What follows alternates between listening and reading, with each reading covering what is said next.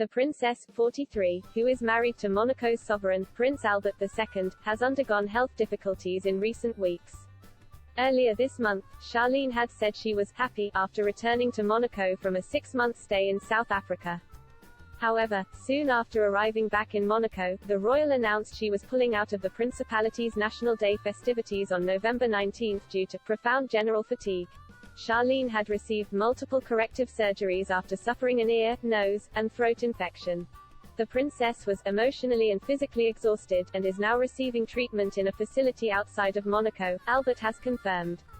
As CHARLENE goes through her own tough time, unearthed pictures show how she once provided support to Prince Harry during a testing period for the Duke of Sussex. The royal accompanied Harry to an England vs South Africa rugby match at Twickenham Stadium in 2016. The joint appearance at the game came less than 2 weeks after Harry's relationship to Meghan had been leaked to the Sunday Express.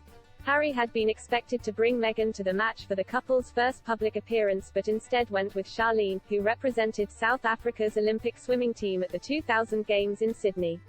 Harry had also just released an unprecedented statement acknowledging his relationship with Meghan and accusing the media of crossing a line with his girlfriend. A statement put out by Harry's communications chief said he was worried about Meghan's safety. It claimed she had been subjected to a smear on the front page of a national newspaper, the racial undertones of comment pieces, and the outright sexism and racism of social media trolls and web article comments. The statement also claimed that photographers had tried to illegally gain entry to Meghan's home and that newspapers had offered bribes to her ex-boyfriend. Harry called on the sections of the media he said were responsible to pause and reflect before any further damage is done. At the match, the Duke and CHARLENE were pictured smiling as they stood together in one of the stands. Prior to the game, Harry visited the Rose and Poppy Gates at the ground, which are dedicated to rugby players who have served and lost their lives in conflicts. He laid a commemorative poppy wreath at the site and also chatted to filmmakers involved in a production about players who fought in World War I.